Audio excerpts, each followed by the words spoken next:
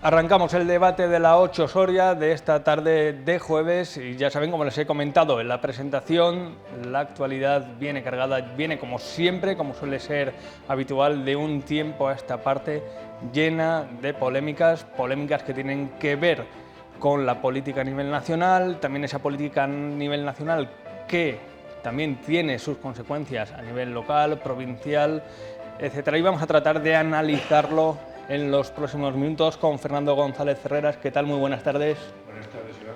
Bueno, ¿cómo viene la actualidad? Hay de todo y para todos. Como debe de ser, hombre.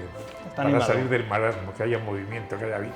Eso es. Bueno. Hemos estado mucho tiempo parados por el tema de la pandemia, Claro. aunque lo veremos luego, algunos no han estado tan parados. Jesús Bachiller, profesor de la Universidad de Valladolid, ¿qué tal? Buenas tardes. Muy bien, ¿y vosotros? ¿Cómo andan esos ánimos ahora con más tiempo para ver obras? Con más tiempo para ver obras y para hacer otras cosas, como deporte, y también seguimos trabajando. Esta semana he estado impartiendo una clase de máster en la Universidad de Bretaña Sur, con el que teníamos convenio.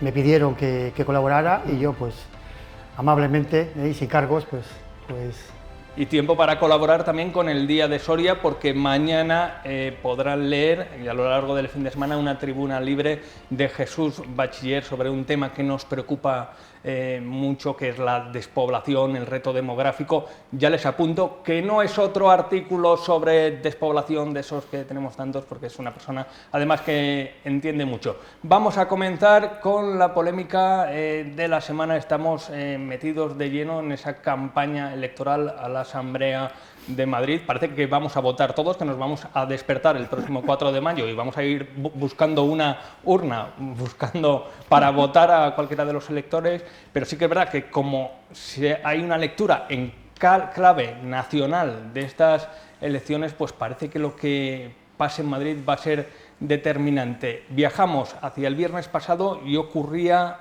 esto en el debate de la SER, cuando uno de los candidatos, tras una refriega dialéctica, se levantaba del debate.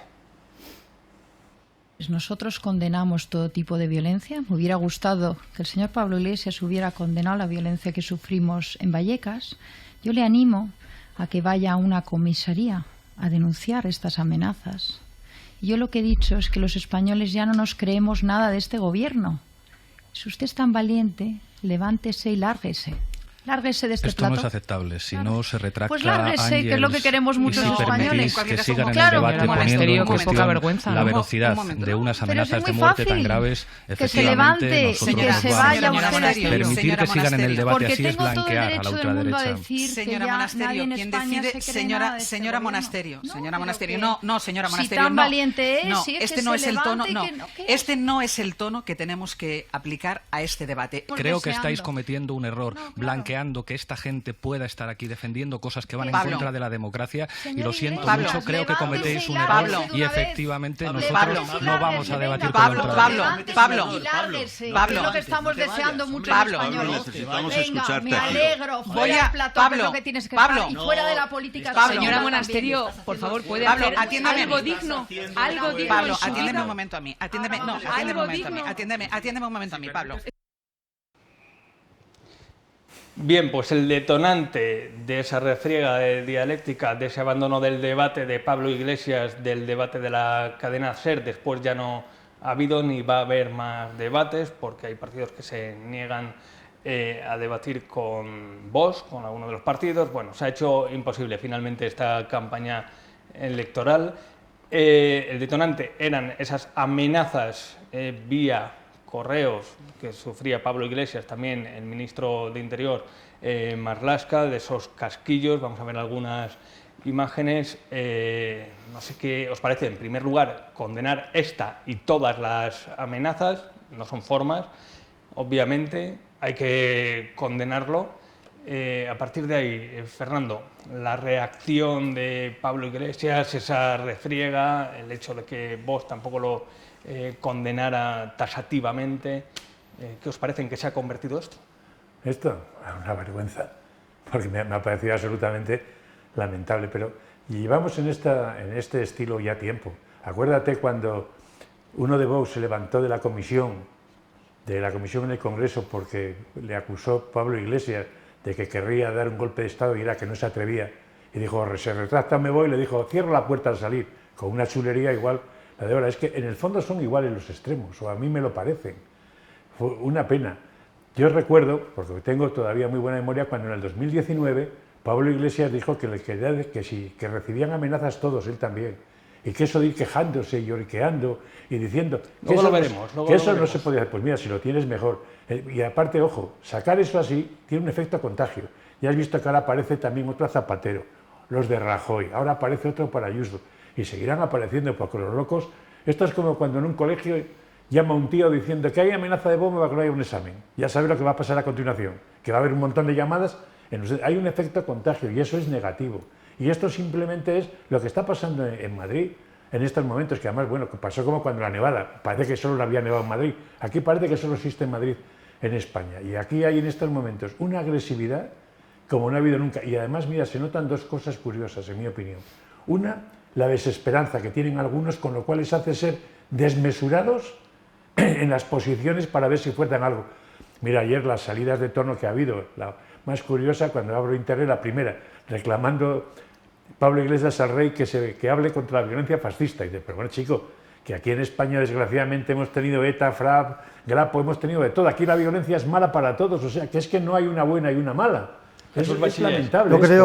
Yo creo que Pablo Iglesias y otros miembros del partido Unidas Podemos han cometido algunos errores graves, pero yo creo que es mucho peor la ultraderecha. Yo creo que la ultraderecha en este país, y es un problema ya pues que afecta ya a muchos países europeos. Pero tú, perdóname, ¿tú crees que es más grave pactar con Vox, por ejemplo, que pactar con Bildu o pactar con Junts por Cataluña o pactar con Esquerra? ¿Crees que es de verdad más grave? Yo creo que todos son partidos democráticos. Con EH Bildu no es que haya un pacto explícito, sí que hay apoyos, ¿no? Claro, puntuales, como pasa con como Vox. ha pasado con Vox en Madrid, apoyo. Bueno, sí que es verdad que hay una parte de EH Bildu que ha condenado la violencia, ¿no? y individualmente se ha pedido perdón, ¿no? Hay otra parte que es un poquito más combativa. Yo creo que no es malo que en la democracia todos estos partidos se encaucen, ¿no? Y más o menos puedan debatir sus ideas, ¿no? Su ideología de forma democrática, tolerante, ¿no? Que es lo mismo que se pide de Vox, pero yo creo que Vox está demostrando que no acepta las reglas del juego y que él de forma premeditada, yo creo que ha ido a centralizar esta campaña, ¿no?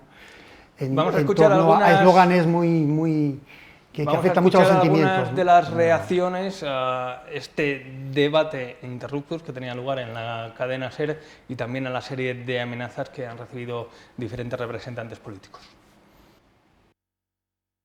La nueva carta pillaba a más de un partido en pleno acto político, desde donde se lanzaban las primeras condenas. Le mandamos todo nuestro apoyo, toda nuestra solidaridad, toda nuestra condena y nuestra repulsa ante estos actos.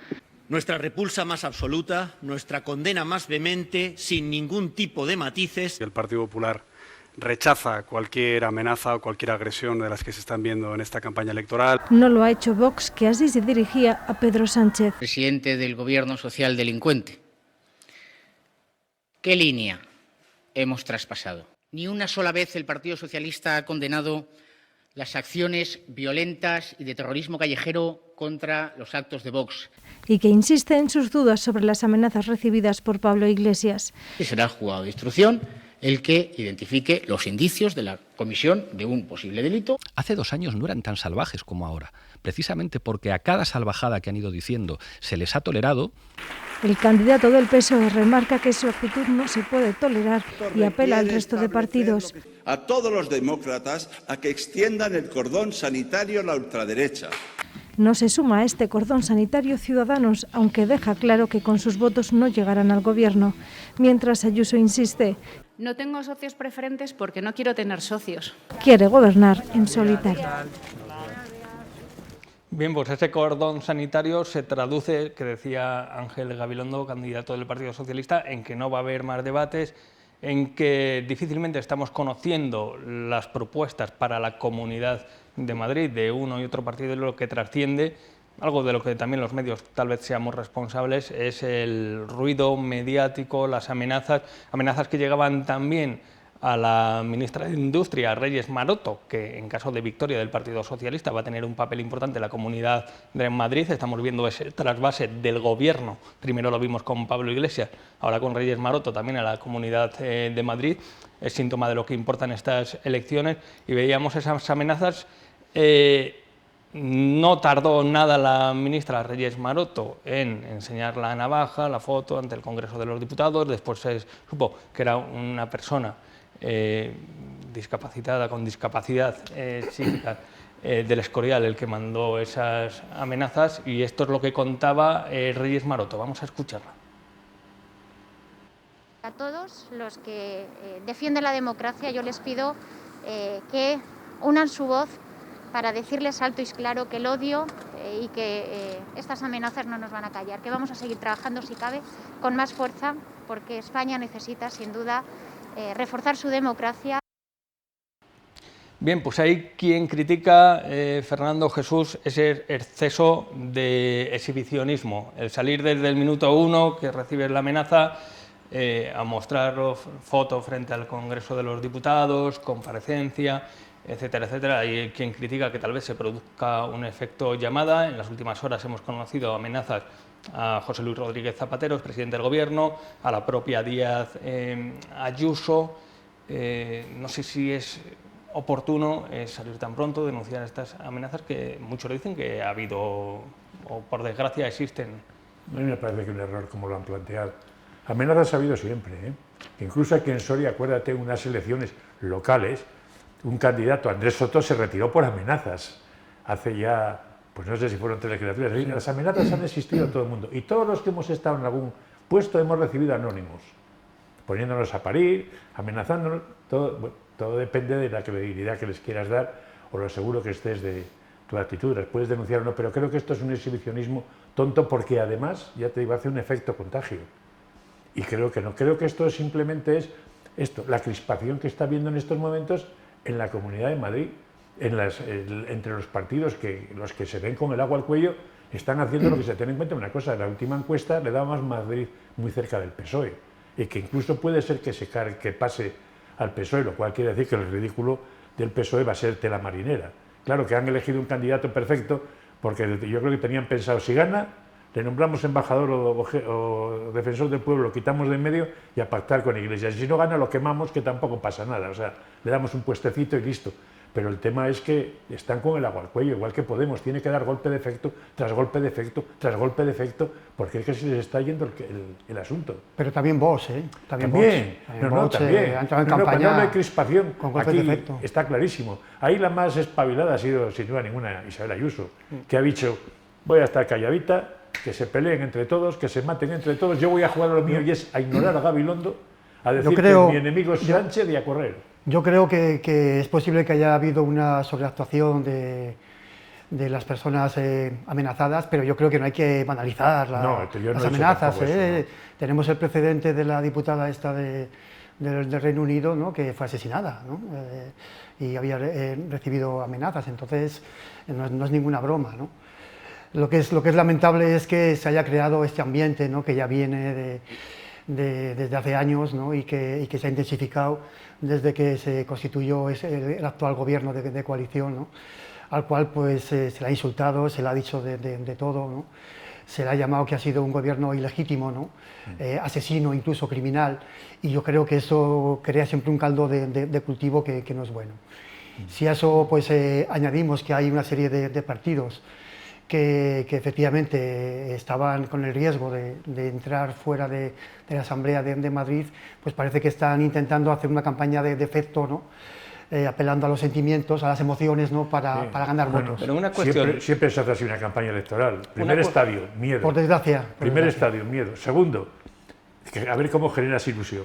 Lo que pasa es que esta vez a mí me asombra algo de los estados mayores de los partidos, y es, no entiendo por dónde van.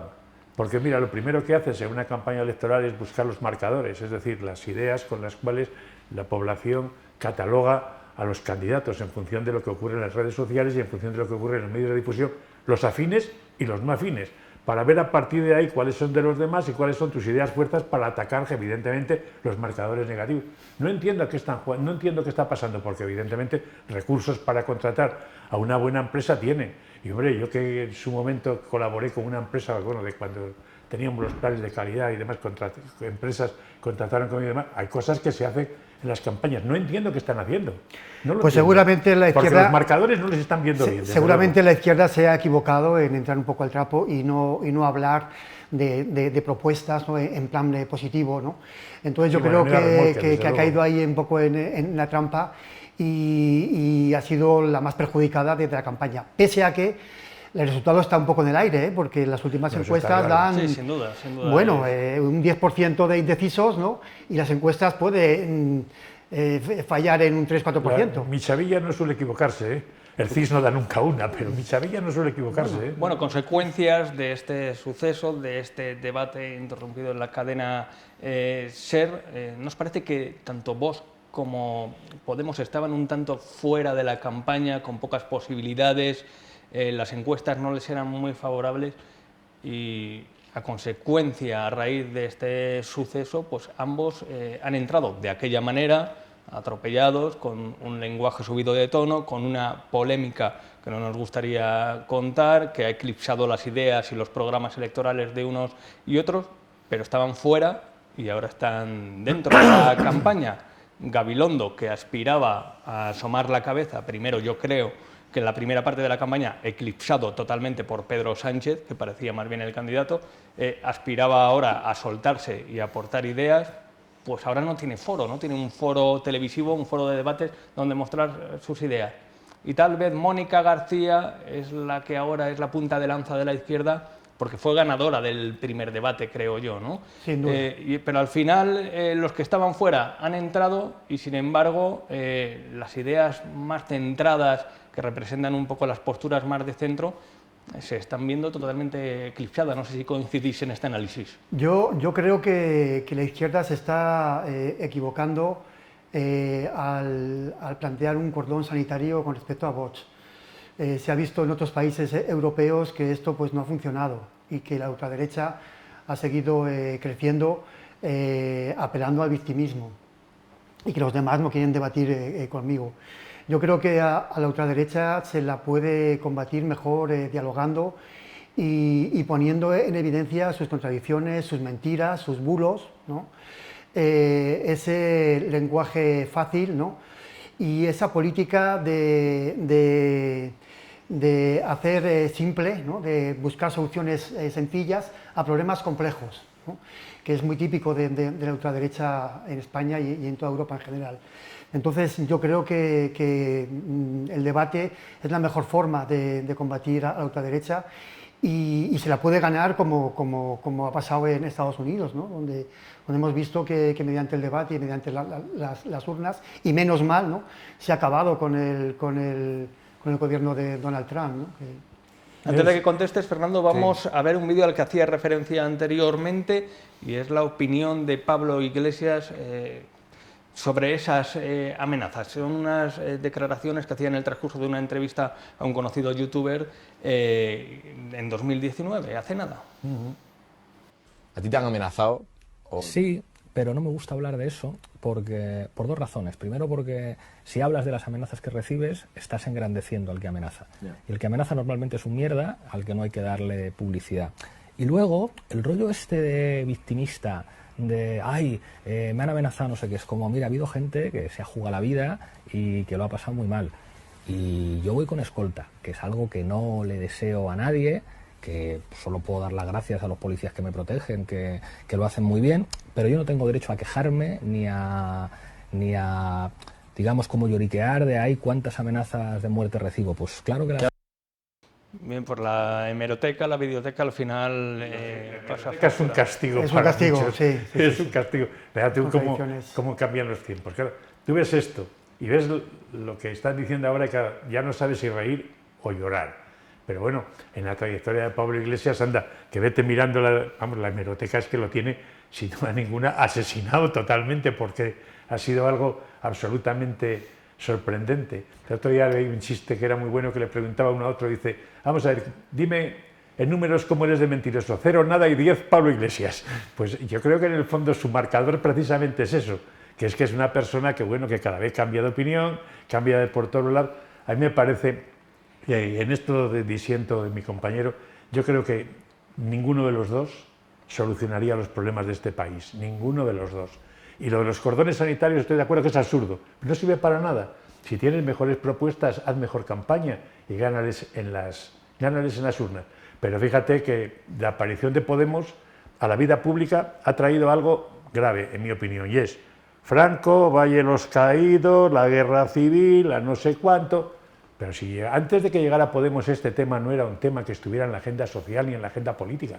Bueno, con Zapatero ya, bueno hubo una sí, ley de la memoria hizo sus amagos. Un debate y yo creo que no está mal. Pero creo que ahora es cuando de verdad lo han sacado, pero como casus belli, es decir, como algo que realmente es lo que importa o lo que realmente es la solución, solucionar eso para la sociedad. Y yo, claro, cuando oigo esas cosas, yo oigo los debates y digo, pero bueno, el señor que esté en un ERTE y no haya cobrado, o aunque haya cobrado, el señor que esté en un ERE, las familias que están en el ingreso mínimo vital, hayan cobrado o no hayan cobrado. Toda esta gente que realmente tiene problemas graves, cuando oye esos debates dirá, ¿pero en qué país vive esta gente? Y mientras Díaz Ayuso, pues hablando de lo que importa también a la población madrileña, vamos a escucharla en unas declaraciones ayer con nuestro compañero Carlos Alsina. Es una forma de vivir a la madrileña que todos sabéis bien, que cuando uno viene a Madrid, pues se lo pasa bien también y tiene múltiples formas de empezar de cero una vida y puedes cambiar de empresa y puedes cambiar de pareja y no volver a encontrártela nunca más. Eso también es libertad, que eso no ocurre en todas partes. Bueno, la cara de Carlos Alsina, ya lo han visto, es un auténtico poema.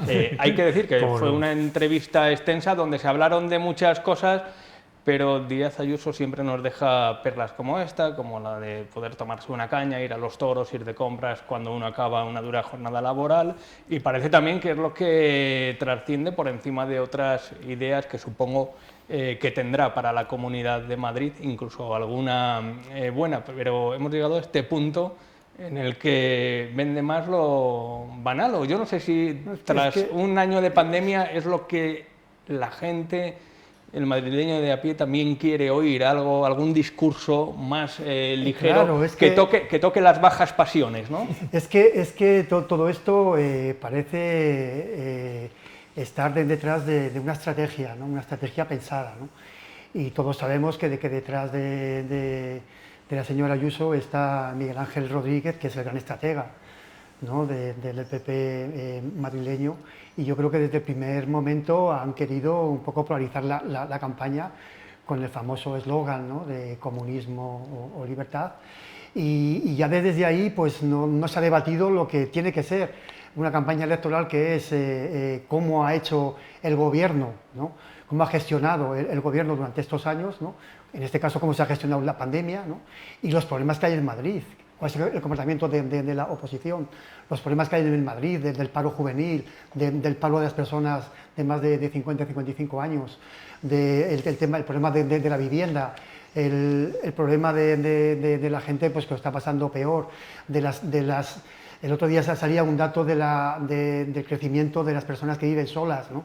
Es decir, los servicios sociales, de esto no se habla, ¿no? Y quizá ha habido un interés por parte del Partido Popular de que no se hable de esto, ¿no? Y que se polarice la campaña en torno a temas emocionales que no hacen más que favorecer al final Al final esto parece una guerra entre Miguel Ángel Rodríguez y Iván Redondo, y por lo visto le está ganando Miguel Ángel Rodríguez la cuestión completamente. Pero fíjate que ahora que se demanda mucho, hoy lo estaba oyendo por la mañana en la SER, hablaban de, claro, que tenía que haber hecho balance y no sé qué.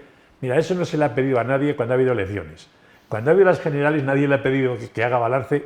Las elecciones en España van por otro carril. Y van por el carril, como muy bien has dicho, de quién es el que en un momento determinado puede generar o más bronca aceptada por todos, o más esperanzas, que es lo que todo el mundo necesita. Y en estos momentos Isabel Ayuso ha sido hábil en el sentido de decir, si lo que tengo que hacer es no meter la pata simplemente, cosa que ya se encargan otros de hacerlo. Eso siempre. Claro, a Gabilondo le ha ninguneado su propio partido, sale él diciendo no subo impuestos, y sale el otro y dice hay que subir impuestos. Si le ha ninguneado en su propio partido, en su propia coalición. Claro, le han hecho polvo. Entonces ella ha sido hábil en el sentido de que le han dado una especie de pautas y ahí, mira, ahí sí que yo creo que han acertado con los marcadores fijos para el madrileño, y es libertad, persona que es asequible, que es como muy de la calle, como muy normal, cuando resulta que a otros candidatos les han puesto, tienen otras etiquetas que evidentemente les perjudican y le han dicho tienes que ir por las etiquetas que perjudican a los demás. Soso, Gabilondo, de que no tiene, por ahí tienes que ir, ninguneale, uno fuera del estadio. Vamos a por el siguiente, lo han hecho muy bien. Y ya lo saben, mucho se ha hablado de esa noticia que destapaba esta casa, los medios de Promecal Soria, el día de Soria y también la 8 Soria, el pasado jueves, ese vídeo tan polémico que nos lleva a Medinaceli, que están viendo ya en sus pantallas, esa fiesta ilegal en el cielo de Medinaceli.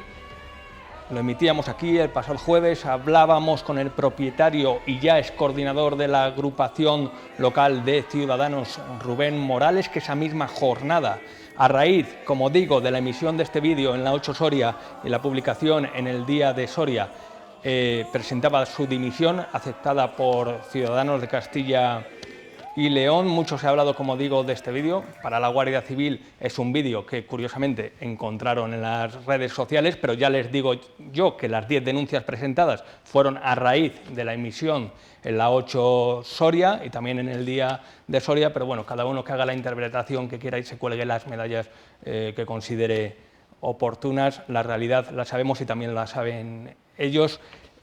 A partir de ahí, declaraciones como las del pasado jueves, nada más emitirse este vídeo aquí en esta casa con nuestra compañera Sara Martín de Rubén Morales, coordinador de la agrupación local de Ciudadanos y propietario del cielo de Medinaceli. Vamos a escucharle. Y ha sido un error y he pedido disculpas. Ahora, si quieres seguir continuando criminalizando, adelante. Para nada, Rubén. No, y te lo he dicho antes, que no vamos a comprar el discurso victimista, porque no toda la hostelería se está comportando así. Hay hosteleros que se están comportando ejemplarmente y por ello no tienen estas imágenes y estos vídeos en sus establecimientos. Rubén, simplemente queremos entender el por qué. Estás reconociéndolo, estás pidiendo disculpas. He pedido disculpas, ya de hecho, y yo te insisto, que yo también entiendo que eso es un medio, que tendréis que poner este tipo de noticias, porque sinceramente también nos interesa, y yo insisto que seguiremos trabajando como lo estamos haciendo.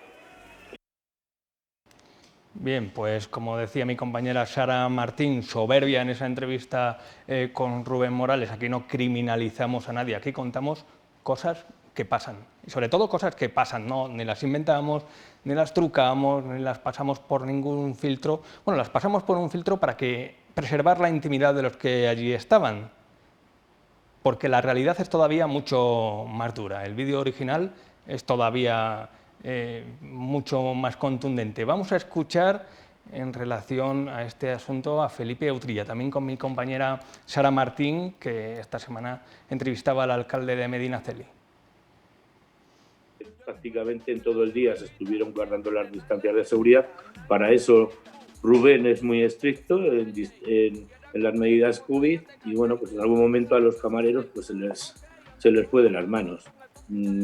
Y la gente, pues la verdad es que tanta polémica después de un mes, incluso hay algunos que dicen que el vídeo puede estar hasta adulterado, hasta que lo han podido trucar y demás, ¿no? Con las tecnologías nuevas. Pero vamos, esto son cosas que la gente dice, habla y comenta.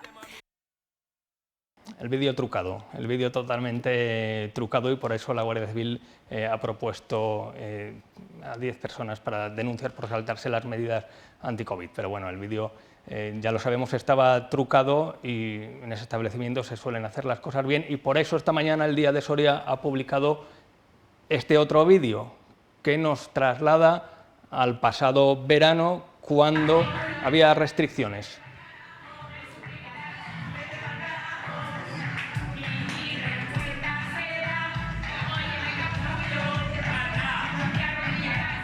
Con Leticia Saber, también con la presencia de Leticia Sabater, vemos alguna mascarilla en el codo, y ya les digo que el vídeo sin trucar, entre comillas, sin desenfocar. Es mucho más duro porque se ve a los participantes en ese sarao sin mascarilla alguna, sin ningún tipo de mascarilla, incluso la gente que está de espectador tampoco. En verano había restricciones. Cuéntenme ustedes la última vez que bailaron de esa manera, porque yo ya ni me acuerdo, yo ya ahora mismo soy incapaz de dar un paseo de baile. Pues este es el vídeo, que luego lo veremos repetidos en otros medios seguramente, pero que adelantaba el día de Soria esta mañana y se lo hemos querido poner aquí esta misma tarde. Fernando González Ferreras, ¿qué te parece todo este asunto con lo mal que lo está pasando la hostelería? Que, por cierto, desde la patronal hostelera, desde Asotur, ya han mostrado su rechazo a este episodio, a lo que ha sucedido en el cielo de Medinaceli. No se sienten obviamente representados, lo están pasando muy mal, están la gran mayoría. Cierto que ha habido otro tipo de sanciones, pero la gran mayoría cumpliendo, resignados, perdiendo dinero, luchando por sacar adelante sus negocios, y están desde Asotur pues realmente enfadados, e incluso nos llamaban para agradecernos esa entrevista de Sara Martín y el trato que hemos dado a toda esta información. Fernando. Pues mira, lo más curioso de todo es lo primero, matar al mensajero.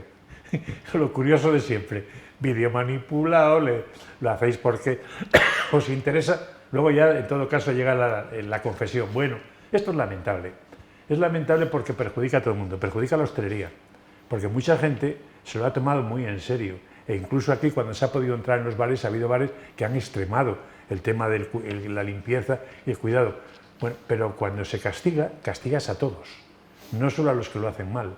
Y eso es un tema muy grave. Segundo, siempre te dicen lo mismo, bueno, a lo mejor hay algún caso, ¿no? Es que un tío que tenga el COVID puede infectar a toda la fila, puede infectar a cantidad de gente, y eso es a su vez a otros. Esto es una cadena que es imposible, es una progresión que es imposible de medir, es decir, que el tema es gravísimo. Y luego además, esto se tiene que zanjar con dimisiones, con sanciones y con dimisiones. Me has oído decir siempre una frase que la primera vez te hizo gracia, y es que los errores en la vida se pagan con lágrimas, en la sociedad con los condes de Gómara y en política con dimisiones. Y tenía que haber dimitido mucha más gente. Pero además hay otro que poner, es un castigo todavía más grave que por el hecho de la fiesta, y es por el mal gusto. Recordamos que en el primer vídeo, el que adelantamos el pasado jueves, contaba ese vídeo con la presencia del teniente de alcalde de Medinaceli, José Soriano. El Partido Popular no entra porque no es integrante del Partido Popular y sigue en su cargo. Hemos hablado con él, nos ha reconocido que el error que tuvo fue quitarse la mascarilla. Es que en eso consiste el error en estos tiempos. Esas disquisiciones no llevan a ningún lado, hombre. Claro. Yo creo, sigue en su cargo José Soriano. Yo estoy de acuerdo totalmente con lo que manifestaba Fernando. Yo creo que en primer lugar hay que daros la enhorabuena por haber destapado este hecho, que es a todas luces lamentable, ¿no? Yo creo que todos los ciudadanos estamos intentando guardar, ¿no? con un sacrificio enorme, ¿no? Pues todas todo el encerramiento, ¿no? que estamos teniendo en casa, ¿no? y las precauciones que tenemos cuando salimos, y claro, todos estos hechos pues lógicamente son absolutamente repudiables. Yo sí quería incidir en un tema más general, y es que estos hechos y otros que han aparecido en algunos pueblos de la provincia plantean realmente el debate de si realmente hay suficiente vigilancia en muchas poblaciones pequeñas, ¿no? sobre el comportamiento de ciertos ciudadanos, ¿no? Hay menos control por parte de la Guardia Civil, y entonces puede haber sido un caldo de cultivo para que no se hayan respetado todas las medidas de seguridad. Y quizá estamos todos lamentando que en Soria no se acaben de bajar las cifras de contagio, ¿no? Y no sé si a lo mejor pues, esto puede tener algo que ver. Añade un punto más, y es que primero, muy pocas a mi juicio, hay propuestas de sanción, pero segundo, ¿cuántas se tramitan y se cobran? Que esa es la segunda parte. El día que hoy, que 80.000 sentencias, 80.000 propuestas de sanción en Barcelona, 4.000 y pico cobradas y tramitadas, eso genera una sensación de impunidad en la gente brutal. Claro. Y hay días que tú oyes, Han desalojado una fiesta de 50 personas, 4 sanciones, ¿cómo 4? ¿Y los 46 que faltan? ¿Qué ha pasado? Quizá tenía que haberse hecho una legislación más contundente. Y hacerla cumplir. No hay cosa más absurda que hacer una norma que no seas capaz de hacerla cumplir. Si la quieres hacer cumplir, ponla de verdad y tramita las sanciones. Y si hace falta poner más gente, más funcionarios a tramitar sanciones porque es un volumen de dinero, ponlas. Pero lo que no puede ser es que se genere sensación de impunidad. Y yo creo que mucha gente la tiene. Mira, yo vivo en Santa Bárbara.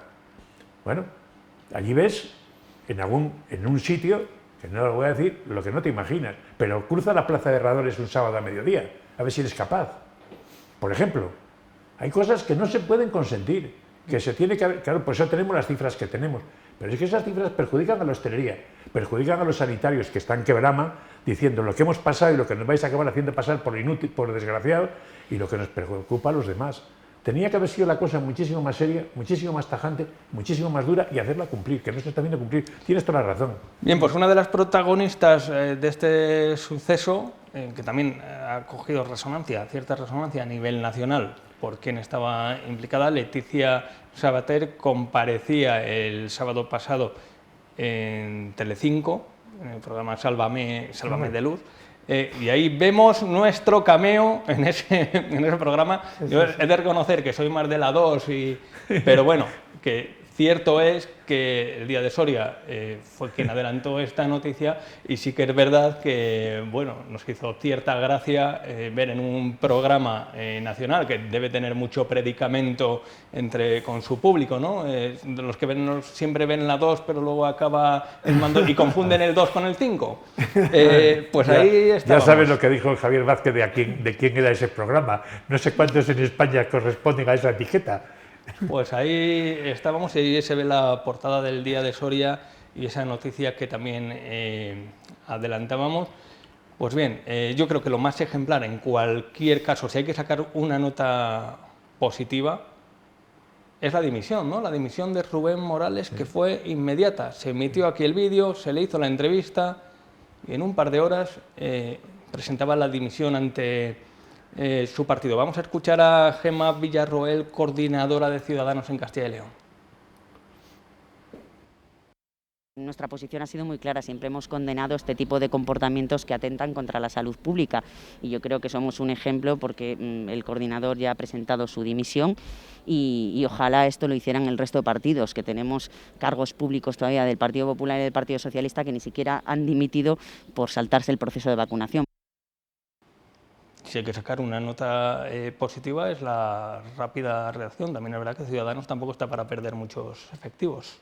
No, está bien. Ya digo, lo que pasa es que alguna más tenía que haber habido, y no solo por este caso, pero bien está que empiecen a conjugar el verbo dimitir, que no es tan complicado, vamos, pero que es una pena que se llegue a estas situaciones, porque al final dimitir solo es arreglar un error, pero lo que hace falta es que no haya el error, que es lo que necesitamos para bajar las cifras de contagio y para que podamos, hombre, respirar un poco más tranquilos. Y además es indignante porque, mira, tú has dicho muy bien antes que ya no te acuerdas cuándo fue la última vez que bailaste.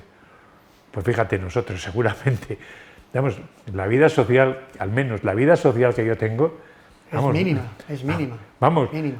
Ni la de un preso de la cárcel es mínima. Trato con 3, 4 personas, es decir, salgo lo mínimo, en fin, tengo un cuidado. Pero está bien, yo valoro que se cree una cultura de la dimisión. Yo creo que en este país hace falta, nos faltan muchas dimisiones en otros países todavía, europeos, que haya una cultura de la dimisión. Y el que hace una cosa que no se ajusta a las leyes... Verás ahora las elecciones de Madrid. Cuando llegue el día 4 por la noche, en el cual todos habrán ganado algo, evidentemente, porque nadie las pierde, verás tú qué poco... A ver, a mí me gustó, por ejemplo, Almunia, cuando perdió, y la noche que perdió dijo, señores, dimito. En cambio, cuando uno no es una persona honesta y honrada, dice otra cosa, dice, yo no puedo abandonar el barco cuando se hunde. Dice, no, es al revés, deja el barco para que venga otro y lo salve y no lo hundas más. Es al revés, pero hacen falta evidentemente muchas dimisiones. Ya verás el día 4, lo divertido que va a ser. Gabilondo será el único, si le sale mal, que dimita, los demás ninguno.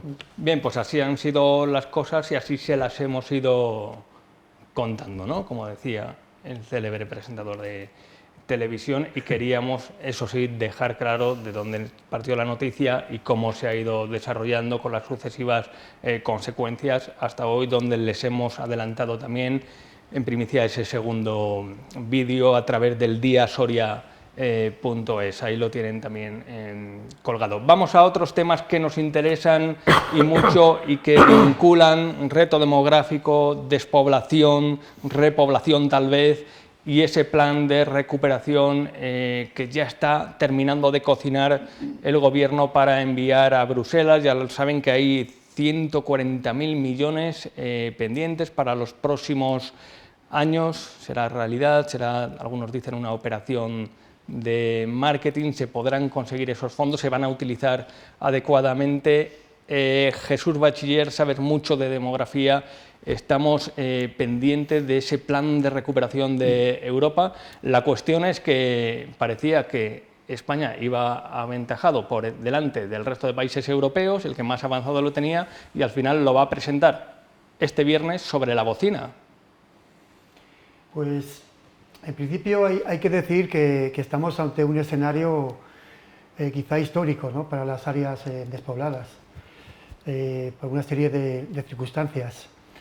Una de ellas es que tengamos un representante de Teruel existe, ¿no?, dentro del Parlamento. Antes de ayer, por ejemplo, se discutió en el Senado sobre la posibilidad de que los funcionarios que prestan servicio en áreas despobladas, en la España vaciada, pues tengan un sobresueldo, ¿no? Pues es un debate que hasta ahora pues no había existido. Entonces tenemos un escenario pues muy favorable. Respecto a los fondos europeos, yo soy optimista. Yo creo que es equiparable a los fondos estructurales, ¿no?, de los años 90, que yo creo que significaron para España un salto cualitativo, ¿no?, y cuantitativo en su nivel de riqueza y en su nivel de desarrollo. Entonces, bueno, el problema que tenemos es que estamos en una Unión Europea que va a ritmo de tortuga, ¿no?, en comparación, por ejemplo, con Estados Unidos, donde han aprobado un plan mucho mayor, ¿no?, y bueno, ayer salió Joe Biden, en fin, con una imagen de Estados Unidos mucho más dinámica, ¿no?, con pleno empleo, ¿no?, y con ayudas a las familias, ¿no?, que ganen menos de $75.000, de 1.400 dólares, es decir, que bueno, mucha más rapidez. Pero bueno, yo espero que los fondos lleguen y que signifiquen una transformación para este país. Ayer salían los ministros de las 4 potencias entre las que se sentaba España, a la mesa de los grandes, Alemania, Francia, Italia y también España, a reclamar precisamente a la Unión Europea que acelere, mayor celeridad en desbloqueo de esos fondos de recuperación. También es cierto que sale España demandando eso y todavía no ha presentado sus planes, aunque ya más o menos los tiene acordados con Bruselas. ¿Es el ahora o nunca para zonas despobladas? ¿Se está creando un marco, como dice Jesús Bachiller, Fernando, favorable? El ahora o nunca lo hemos dicho ya demasiadas veces. Primero. Segundo, en este momento es evidente que hay dinero, en principio, pero a mí lo que me preocupa es la distribución que se haga de ese dinero y quién lo va a gestionar. En España la primera descentralización, es decir, dinero del Estado a las comunidades autónomas, funcionó muy bien. Pero la segunda de comunidades autónomas, ayuntamientos, no ha funcionado ni medio bien, ¿eh? Las comunidades autónomas se han resistido muchísimo a soltar ellos la situación. Entonces, si la gestión no acaba en los sitios donde realmente hace falta, en fin. Yo estoy de acuerdo con lo que dices, efectivamente, falta el que ese dinero llegue, pero lo completaría con otra cosa que me parece también muy relevante, y es que hace falta proyectos. Evidentemente. Hace falta proyectos. Evidentemente. Y proyectos de provincia, ¿no?, en nuestro caso, ¿no?, que es lo que queremos, qué sectores queremos potenciar, por dónde queremos ir. Yo creo que eso es fundamental. Tienes toda la razón. Porque es que estamos en un escenario en el cual, pues bueno, las cosas van bien, parece que va a llegar la banda ancha, más pronto que tarde. Hay 10.000 millones, ¿no?, para la España vaciada. Hay ahora una política de rehabilitación de viviendas que se está aprovechando en el medio rural, ¿no?, para rehabilitar muchas viviendas, y eso está atrayendo a mucha gente, ¿no?, que seguramente es uno de los factores que está haciendo que en la España vaciada el recorte de población no sea mayor, ¿no? Debido al coronavirus. Pero claro, no pensemos que la gente va a venir a nuestros pueblos solamente para luchar contra la despoblación. Tendrá que venir porque siente una atracción. Eso está claro, pero fíjate que además los proyectos ya no son los que tienen que surgir, es que también hay que aprovecharse. Acuérdate cuando Soria se convirtió en la provincia piloto, ¿te acuerdas? En la plaza mayor de los telefonías. No fue nada, aquello fue puro postureo. Entonces el problema, a mi juicio, hay un problema de base por debajo de todo esto, que es en el tema de la gestión. Y es que aquí hace falta algo que a mi juicio ha faltado siempre, y es la variable de escala. Es decir, lo que es indispensable en una ciudad como Madrid o Valladolid, en Soria es una auténtica aberración. Y yo lo he padecido cuando estaba en educación. Valladolid, León, Burgos y Salamanca son un mundo aparte, que no tiene nada que ver con el nuestro. Es decir, que cuando llegaba algún iluminado y decía vamos a sacar un contrato único de transporte escolar, en Soria eso es una estupidez, porque no hay nadie que pueda hacer eso. En Valladolid será bueno, entonces ¿qué ocurre? Empiezan los subcontratas, la historia, y ha costado mucho el vender esta variable de escala. Piensa que cuando vas a hacer algo, en un sitio como el nuestro, no tienen las mismas reglas y las mismas normas y las mismas necesidades que un sitio grande. Sí. Y eso es lo primero que hace falta, empezar a cambiar esa cultura colectiva. Y la segunda, que a mí me indignaba y que afortunadamente Madrid era en ese sentido, resultó muy sensible, y esa es la teoría de la población, que consiste en lo siguiente: si hago un colegio nuevo en Soria y me cuesta 100 millones, lo hago para 400. Si hago un colegio nuevo en Madrid y me cuesta 100 millones, lo hago para 3.000. De bueno, pues nada, no hay ningún problema. Cogemos a todos los de Soria, los llevamos a vivir a Madrid, les haces una casita y venimos todos a vivir a Madrid. Fueron, en ese sentido, más razonables. Pero pasaba con las instalaciones deportivas escolares. Igual, es que claro, fíjate lo que cuesta, pero habrá que atenderles igual. O si no, cerramos el territorio. Este debate se ha planteado en varios foros sobre despoblación. Claro. Lo recogiste tú muy bien en un artículo que te leí en El Día. Gracias. Y efectivamente, yo creo que hay leyes, ¿no?, que deberían tener un apartado especial para las zonas despobladas, claro, porque esa variación es distinta. Lo que en la industria llamamos la planta piloto. Tú no puedes decir, me lanza ahí todos iguales. Se está creando un marco favorable, hay que coger ese tren, pero mientras el retroceso demográfico en Soria y en el conjunto de Castilla y León sigue avanzando. La historia un año más se repite. Castilla y León vuelve a perder habitantes y aún podría ser peor. La pandemia posiblemente ha limitado que más gente se haya ido fuera por el tema del confinamiento. Pero la realidad es que nuestra comunidad ha cerrado 2020 con 13.600 residentes menos que en 2019. La despoblación no se frena y otra vez las mismas preguntas: ¿qué se ha hecho mal y qué se puede hacer? No es tanto una cuestión de inversiones, que también, sino de facilidades. Facilidades, dicen los expertos, en forma de más incentivos fiscales, ayudas a la natalidad y lo que siempre se repite: la conectividad es un aspecto fundamental. Eso es básico, pero eso no va a resolver el problema. Y para intentar resolverlo, nos cuentan, hay que escuchar más la voz de los pueblos. Sanidad, la educación, el transporte. Se ha cerrado tal banco, que ya solo queda una tienda, que en pueblos ya no hay bares. Servicios esenciales cerca, eso es lo que piden. No es mucho, ni tampoco nada nuevo. Que la gente que está en los pueblos, que se pueda quedar y que no se vaya, porque parece como que, bueno, ahora ya solo vamos a ver cómo conseguimos que venga la gente a los pueblos. Pero es que además hay una demanda real de vuelta a las zonas rurales. Y eso, defienden los expertos, también habría que aprovecharlo. Esto no es de un día para otro. Se necesita tiempo, nos recuerdan, pero también acierto. Hay que mirar a medio y a largo plazo. Y mientras las calles de nuestros pueblos siguen vaciando. Bien, pues tal vez, ojalá llegue el momento también para ese resucitar de las zonas rurales. Para ir terminando, conclusión, ¿hay motivos para la esperanza? Es mucho dinero, hay que hilar fino, hay que trazar proyectos, hay que trazar planes, y también desde la oposición lamentan que una vez más no se ha buscado ese acuerdo parlamentario. Son 140.000 millones, alguno hubiera agradecido que tal vez se hubiera ido a Europa con un mensaje más, un plan más consensuado, ¿no? Sí, es una de las críticas que se hace al gobierno, la falta de transparencia.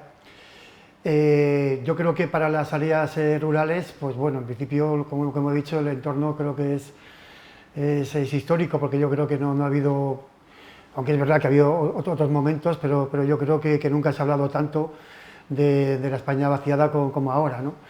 Lo que pasa que todo este entorno favorable no nos tiene que hacer perder el rumbo y hacer dejación de lo que tiene que ser nuestras responsabilidades, ¿no? Porque yo creo que también el medio rural tiene que hacer sus deberes.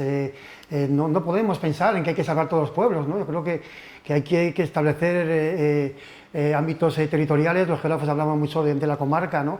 De salvar las comarcas, ¿no? Entonces, bueno, hay que intentar hacer nuestros pueblos atractivos, dinámicos, ¿no? Donde haya vida, ¿no?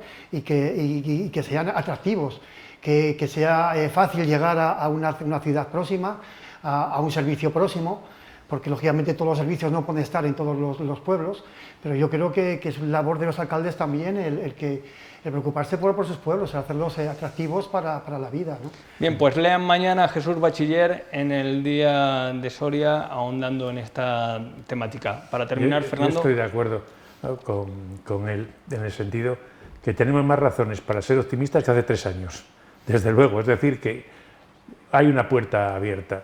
Yo de todas formas me conformaría y espero que se vayan dando pasos. Ya sabes que a mí no me gusta lo de España vaciada. Yo he utilizado más el nombre de España vacilada porque estamos como estamos como consecuencia de acciones y de omisiones que se han estado haciendo anteriormente. Hemos sido la España vacilada. A ver si dejamos de ser la España vacilada para poder dejar de ser la España vaciada y empezamos a ser como todos. Pero también tenemos que hacer autocrítica, ¿eh? Sin duda. Bien, pues hay motivos para la esperanza y, por supuesto, hay que ser y afrontar los próximos tiempos con optimismo. Fernando González Ferreras, muchas gracias, como siempre. Gracias a ti, es un placer estar con vosotros. Jesús Bachiller, muchísimas gracias. Muchas gracias, un placer. Y nosotros vamos a hacer una pequeña pausa para la publicidad y enseguida estamos con Sergio de Miguel, de Soria League, y esas noticias, si es posible, a ver si supera lo que hemos contado ya, esas noticias que nadie se atreve a contar.